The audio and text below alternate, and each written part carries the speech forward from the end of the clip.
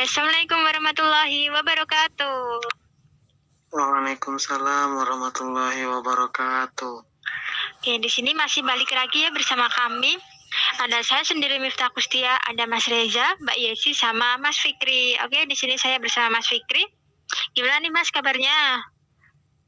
Wah, alhamdulillah sekali Mbak Nima, sehat ya. Saya lagi sehat-sehat nih. Oke, di sini kita akan membahas tentang aplikasi Sikesha. Nah, ini gimana nih Mas? Bisa dijelasin dikit nggak nih aplikasi ini tuh apa gitu? Oke. Jadi aplikasi Sikesha ini adalah salah satu aplikasi keuangan yang bisa digunakan untuk pengelolaan keuangan. Jadi Sikesha ini sendiri merupakan singkatan dari sistem keuangan syariah. Oh, mantap. Oke, nah, berhubung kita membahas tentang aplikasi Kesha, di sini kita mau lebih spesifiknya itu pada bagian manajer ya, Mas ya? Iya, di bagian manajer. Oke, nah untuk pengertian dan penjelasan manajer itu apa sih, Mas? Gimana nih? Jadi kan sebenarnya kita kan akan membuat tutorial penggunaan Sikesha jika umpamanya kita tuh seorang manajer gitu ya. Oke. Sebelum itu tuh lebih bagusnya kalau kita tuh tahu apa sih manajer itu sama fungsinya. Nah, untuk menjelaskan pengertian manajer atau beserta fungsinya nih, kita dengar penjelasan dari Mas Reza dan Mbak Yesi. Oke. Manajer adalah seseorang yang berwenang untuk mengkoordinasi sebuah kegiatan dalam perusahaan yang berupa pegawai maupun peraturan yang akan diterapkan.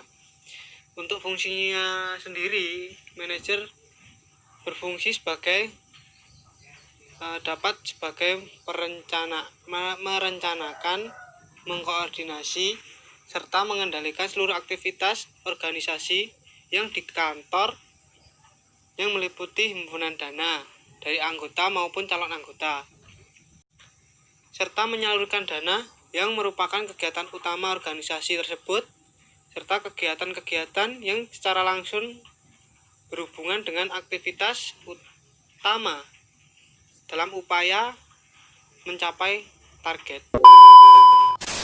Menurut pendapat saya, manajer adalah orang yang mempunyai pengalaman, pengetahuan, serta keterampilan yang baik yang diakui oleh organisasi untuk bisa memimpin, mengelola, mengendalikan, mengatur, dan juga mengembangkan organisasi dalam rangka mencapai suatu tujuannya. Selain fungsi, ada juga tugas pokok manajer seperti: pertama, menyusun sasaran, rencana jangka pendek, rencana jangka panjang, serta proyeksi atau finansial maupun non-finansial. Kedua, mengusahakan tercapainya target yang telah ditetapkan secara keseluruhan. Ketiga, menyelenggarakan penilaian prestasi kerja karyawan. Keempat, mengusahakan tercapainya lingkungan kerja yang nyaman untuk semua karyawan yang berorientasi pada pencapaian target. Kelima, menjaga keamanan dana anggota dan calon anggota yang dihimpun dan pembiayaan yang diberikan serta seluruh aset KJK SPMT. Keenam, mengevaluasi dan menyelesaikan seluruh permasalahan yang ada. Ketujuh, menerbitkan laporan keuangan, laporan perkembangan pembiayaan, dan laporan mengenai penghimpunan dana anggota secara lengkap, akurat, dan sah baik harian, bulanan, maupun sesuai dengan periode yang dibutuhkan. Oke, kita udah tahu nih penjelasan dari Mas Reza dan Mbak Yesi itu tentang apa sih itu manajer itu gitu. Nah, habis ini kita akan bahas tentang aplikasi Sikesha. Kesia-nya gitu. Gimana nih Mas? Ya, jadi setelah kita tahu kan apa sih pengertian manajer sama fungsinya, Iya. kita langsung ke video tutorial penggunaannya ya, jika yang menggunakan adalah seorang manajer. Ya, betul. Jadi langsung kita di video berikut ini. Oke.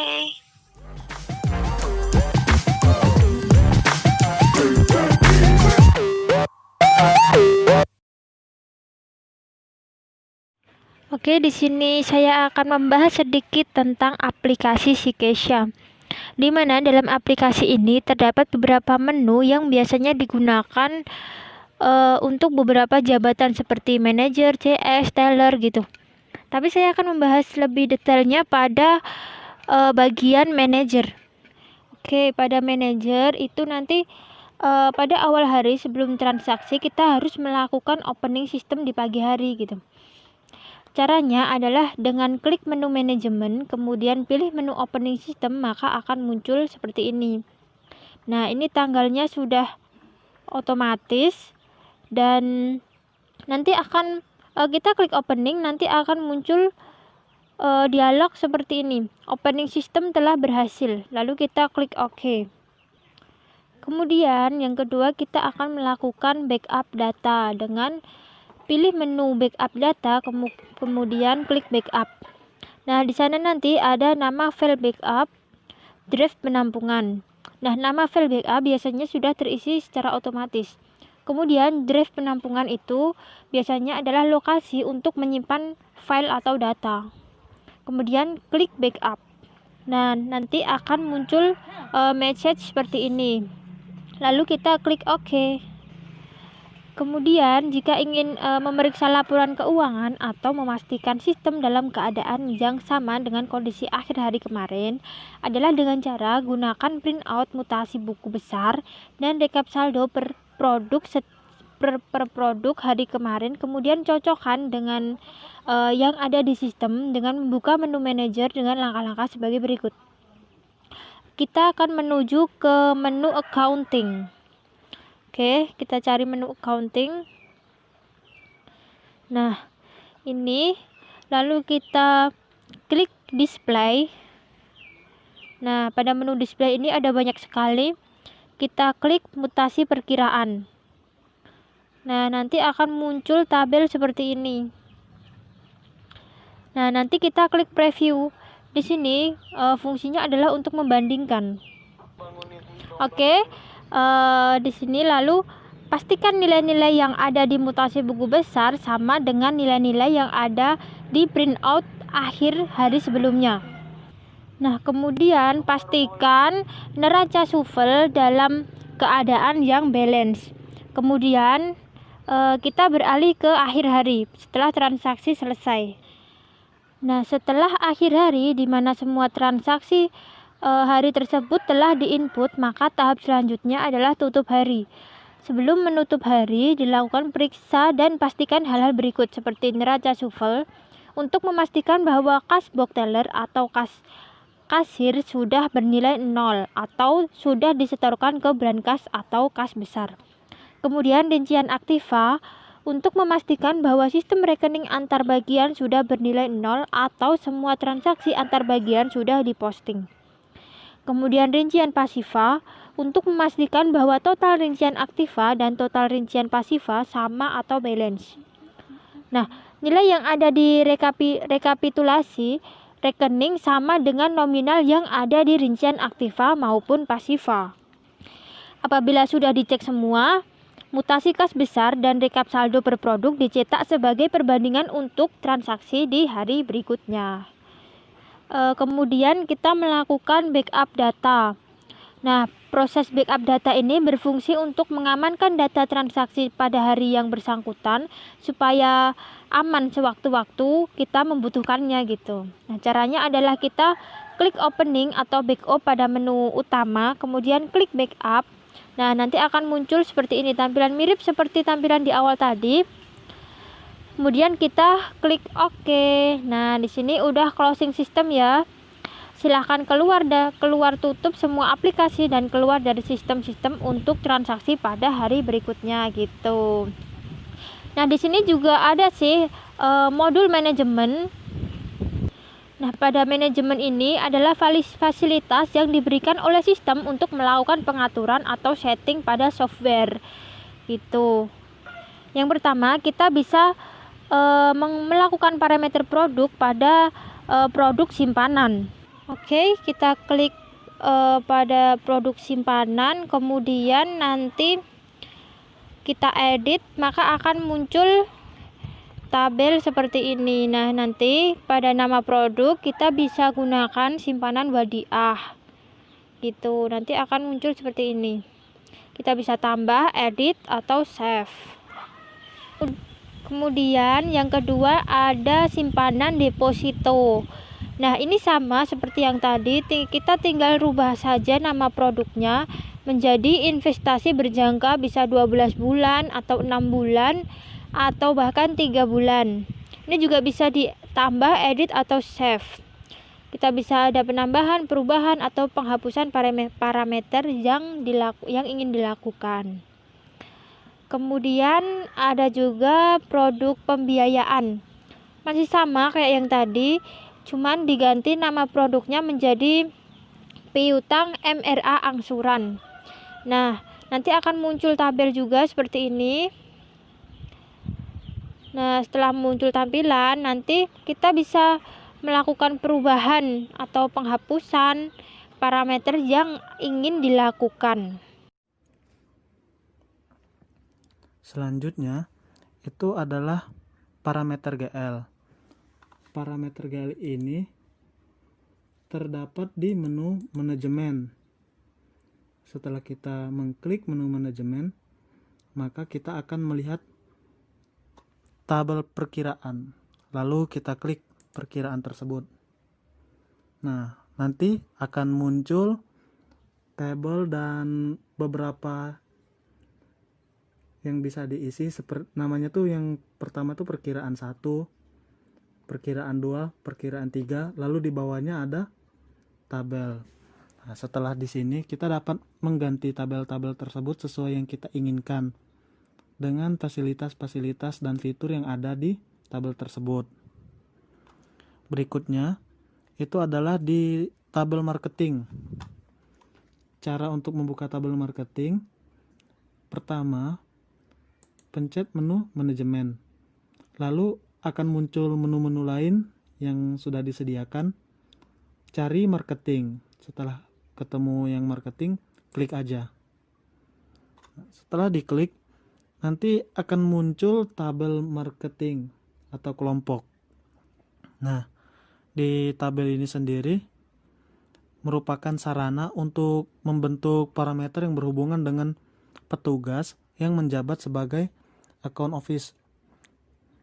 Nah, setelah kita di sini tuh, kita dapat menekan tombol edit untuk melihat petugas-petugas yang bisa kita hubungkan. Lalu kita juga bisa mengubahnya sesuai dengan yang kita inginkan, karena di sini juga sudah disediakan tombol-tombol untuk mengubah data-data sesuai yang kita inginkan. Nah, di berikutnya itu adalah tabel wilayah pasar. Tabel wilayah pasar ini fungsinya tuh untuk mengubah parameter yang berhubungan dengan wilayah pemasaran lembaga yang bersangkutan tersebut. Jadi cara mengaktifkannya juga nggak sulit. Kita ke menu manajemen, klik menu manajemen, akan muncul menu-menu lain. Lalu kita cari wilayah pasar.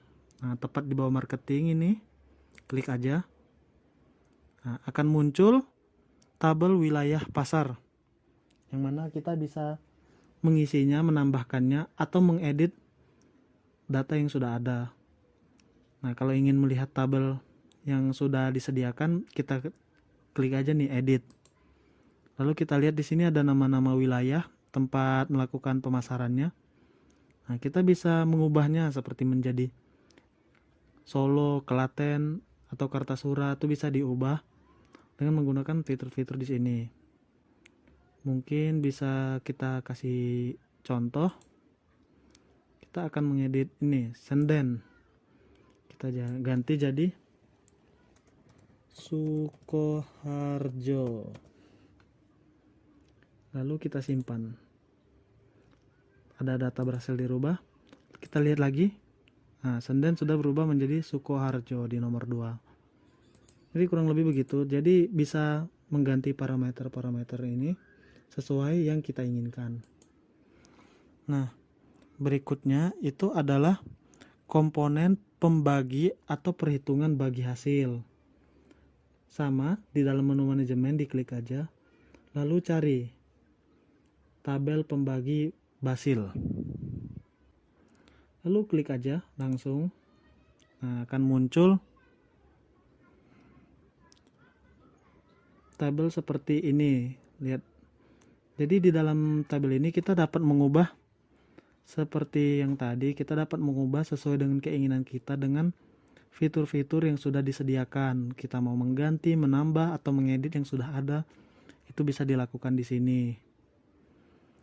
Nah, fungsi dari komponen pembagi perhitungan bagi hasil ini sebagai sarana untuk mengubah parameter yang berhubungan dengan komponen pembagi dalam Lalu berikutnya itu ada komponen pendapatan atau Basil simpanan. Nah, jadi kurang lebih sama. Setelah kita masuk ke menu ini, kita dapat mengedit, menambahkan atau menghapus sesuai yang kita inginkan karena di sini fitur-fiturnya sudah disediakan. Berikutnya itu adalah modul otorisasi langsung. Nanti di sini ada beberapa lagi. Salah satunya adalah transfer Basil tab, transfer Basil debt, tutup buku bulanan dan tutup buku tahunan.